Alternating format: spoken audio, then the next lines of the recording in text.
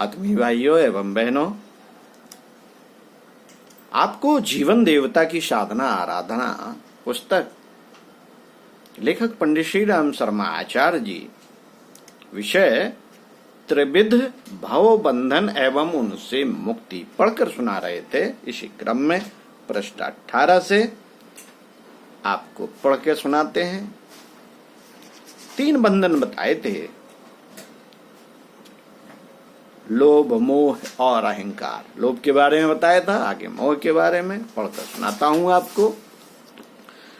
मित्रों, मोह वस्तुओं से भी होता है और व्यक्तियों से भी। छोटे दायरे में आत्मीयता सीमाबद्ध करना ही छोटे दायरे में आत्मीयता को सीमाबद्ध करना ही मोह है। उसके रहते हृदय की विशालता चरितार्थ ही नहीं होती। अपना शरीर और परिवार ही सब कुछ दिखाई पड़ता है। उन्हीं के लिए मरने खपने के कुचक्र में फंसे रहना पड़ता है। आत्मवत सर्वभूतेषु और वसुदैव कुटुंबकम के 2 आत्मवादी सिद्धांत हैं। 2 सिद्धांत हैं, आत्मवत सर्वभूतेषु और वसुधैव कुटुंबकम। इनमें से एक को भी मोहग्रस्त कार्यान्वित नहीं कर सकता, एक को भी। इसलिए अपने में सबको और सब में अपने को देखने की दृष्टि विकसित करना जीवन साधना के लिए आवश्यक माना गया है। परिवार छोटे से छोटा रखा जाए। पूर्ववर्ती अभिभावकों, बड़ों और आश्रितों के ऋणों को चुकाने की ही व्यवस्था नहीं बन पाती तो नए अतिथियों को क्यों नौत बुलाया जाए। समय की विषमता को देखते हुए अनावश्यक बच्चे उत्पन्न कर परिवार का भार बढ़ाना परमेश्वर की भूल है। समान विचारों का साथी सहयोगी मिले तो विवाह करने में हर्ज नहीं, पर एक दूसरे की सहायता सेवा करते हुए प्रगति पथ पर अग्रसर होने के लिए ही किया जाना चाहिए।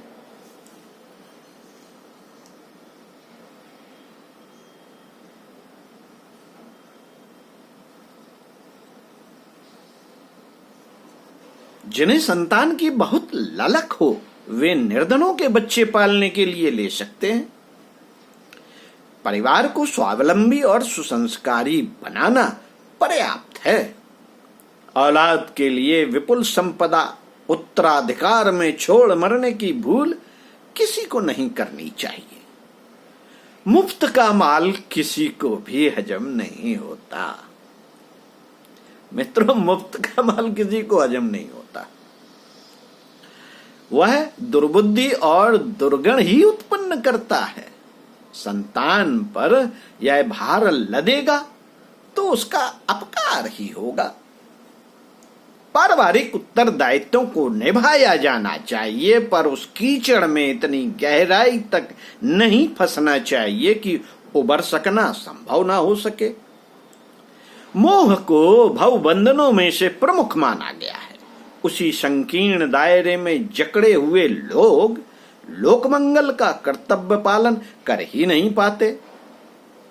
जिन्हें सभी के प्रति पारिवारिकता का भाव अपनाने का अवसर मिलता है, उनके लिए हर किसी को आत्मा मानने का, सभी की सेवा सहायता करने का आनंद मिलता है।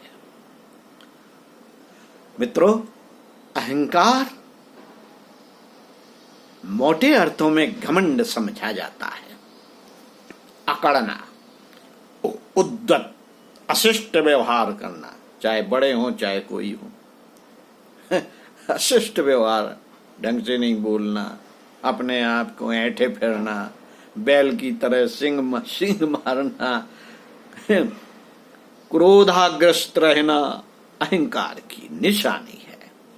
पर वस्तुतः वह और भी अधिक सूक्ष्म और व्यापक है। फैशन, सजधज श्रृंगार, ठाट बाट, अपव्यय, सस्ता बड़प्पन आदि अहंकार परिवार के ही सदस्य हैं। लोग सेखी कौड़ी के लिए ढेरों समय, श्रम और पैसा खर्च करते देखे जाते हैं। यह भी एक प्रकार का नशा है जिसमें अपने को भले ही मजा आता हो, पर हर विचारशील को इसमें क्षुद्रता की, बचकानेपन की ही गंध आती है। इस विडंबना को लिए चित्र विचित्र प्रवंचनाएं रचनी पड़ती हैं। ईर्ष्या, द्वेष उत्पन्न करने में भी अहंता की ही प्रमुख भूमिका रहती है। कलह और विग्रह प्रायः उसी कारण उत्पन्न होते हैं। आदमी की विशिष्टता अपनी विनयशीलता एवं दूसरों के सम्मान में निहित है। आदमी की विशिष्टता और अपनी विनयशीलता और दूसरों के सम्मान में ही निहित है। उसी कसौटी पर किसी की सज्जनता परखी जाती है। अहंकारी से उन सद्गुणों में से एक भी नहीं निभ पाता। अहम भाव को आत्मघाती शत्रु माना गया है। ऐसे लोगों से आत्म साधना तो बन ही नहीं पाती। उन पर उद्दंडता व दूसरों को नीचा दिखाने का भूत सदैव चढ़ा रहता है और दूसरों को गिराने एवं नीचा दिखाने की ही ललक उठती रहती है। ऐसे लोग अपनी प्रशंसा और दूसरों की निंदा करने में ही लगे रहते हैं। इन परिस्थितियों में आत्मोत्कर्ष, आत्मा का उत्कर्ष और आत्म परिष्कार, आत्मा का परिष्कार कैसे बन पड़े? साथियों, लोभ, मोह और अहंकार, ये तीन भारी पत्थर जिन्होंने सर पर लाद के रखे हैं, उनके लिए जीवन साधना की लंबी और ऊंची मंजिल पर चल सकना, चल पड़ना असंभव हो जाता है। भले ही कोई कितना पूजा पाठ क्यों न करता रहे, जिन्हें तथ्यान्वेषी बनना है, उन्हें इन तीन शत्रुओं से अपना पीछा छुड़ाना ही चाहिए। हल्की वस्तुएं पानी पर तैरती हैं, किंतु भारी होने पर वे डूब जाती हैं। जो लोभ, मोह और अहंकार रूपी भारी पत्थर अपनी पीठ पर लादे हुए हैं, उन्हें भवसागर में डूबना ही पड़ेगा। जिन्हें तरना तैरना है और उन तीनों भारों को उतारने का, जिन्हें तरना और तैरना है, उन्हें उन तीन भारों को उतारने का प्रयत्न करना ही चाहिए।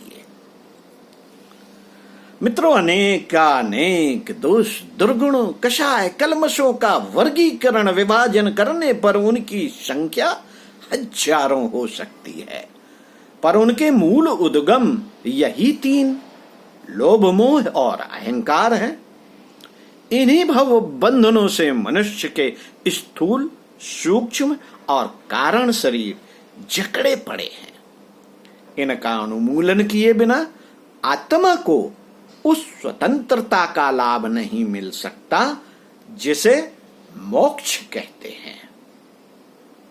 इन तीनों पर कड़ी नजर रखी जाए, उन्हें अपना संयुक्त शत्रु माना जाए, इनसे पीछा छुड़ाने के लिए हर दिन नियमित रूप से प्रयास जारी रखा जाए।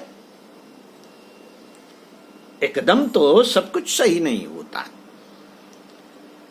और सब कुछ सही हो जाना भी कठिन है, पर उन्हें नित्य प्रति यथासंभव घटाते हटाते चलने की प्रक्रिया जारी रखने पर सुधार क्रम में सफलता मिलती ही चलती है और एक दिन ऐसा भी आता है जब इनसे पूरी तरह छुटकारा पाकर बंधन मुक्त हुआ जा सके।